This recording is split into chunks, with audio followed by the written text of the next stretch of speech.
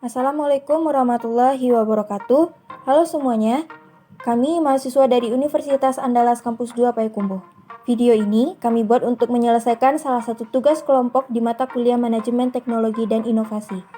Kelompok kami beranggotakan Anissa Okti Amri, BP 1810553002, Puji Parastati, BP 1810552006, Priscilla Dinda Putri, BP 1810552030. Kelompok kami akan membahas tentang inovasi dan langkah inovatif mengatasi sampah.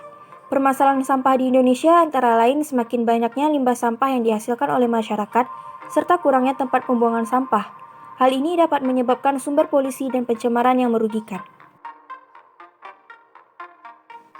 Sampah adalah masalah klasik di Indonesia, dari sampah sembarangan hingga penggunaan sampah plastik yang pemakaiannya sudah dibatasi.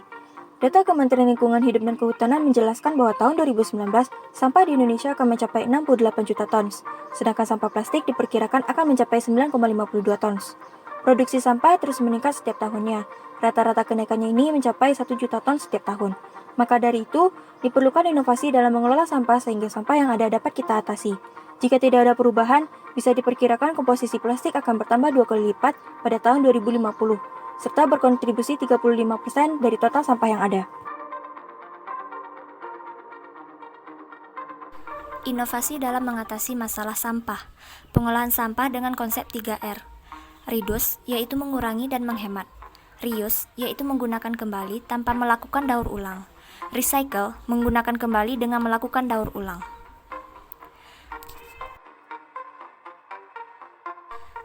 Pengolahan sampah juga bisa dilakukan dengan beberapa alternatif berikut. Yang pertama, dengan membuat kerajinan tangan. Langkah inovatif yang bisa kita lakukan dalam menanggulangi sampah, salah satunya yaitu bisa digunakan sebagai kerajinan tangan. Selain itu juga, sampah ini bisa kita jadikan sebagai salah satu pendapatan tambahan. Yang kedua adalah melakukan daur ulang. Langkah inovatif yang bisa kita lakukan dalam menanggulangi sampah selanjutnya adalah mendaur ulang sampah menjadi suatu barang yang berguna. Yang ketiga adalah aplikasi pengelolaan sampah. Pada zaman teknologi sekarang, sudah banyak yang menggunakan media sosial dalam kehidupan sehari-hari, termasuk dalam pengelolaan sampah. Untuk langkah selanjutnya dalam pengolahan sampah, kita bisa melakukan diet plastik. Yang pertama, menggunakan tas belanja. Yang kedua, menggunakan paper bag dalam berbelanja. Yang ketiga, mengurangi sampah plastik dengan melakukan penggunaan tumbler. 3 upaya untuk mengurangi tumpukan sampah. Yang pertama dari reduce, yaitu mengurangi pemakaian. Sebisa mungkin kita mengurangi penggunaan kemasan barang, seperti penggunaan tumbler, sedotan yang diganti dengan stainless steel, tas belanja yang seharusnya biasanya menggunakan kresek sekarang menggunakan tas belanja. Yang kedua dari use atau memakai kembali. Sebisa mungkin kita memilih barang-barang yang bisa dipakai kembali supaya terhindarnya tumpukan sampah, seperti penggunaan botol kaca yang bisa digunakan kembali di rumah. Yang terakhir ada recycle atau mendaur ulang. Sebisa mungkin barang-barang yang sudah tidak berguna lagi kita daur ulang sehingga menjadi nilai guna dan bisa bahkan dijual.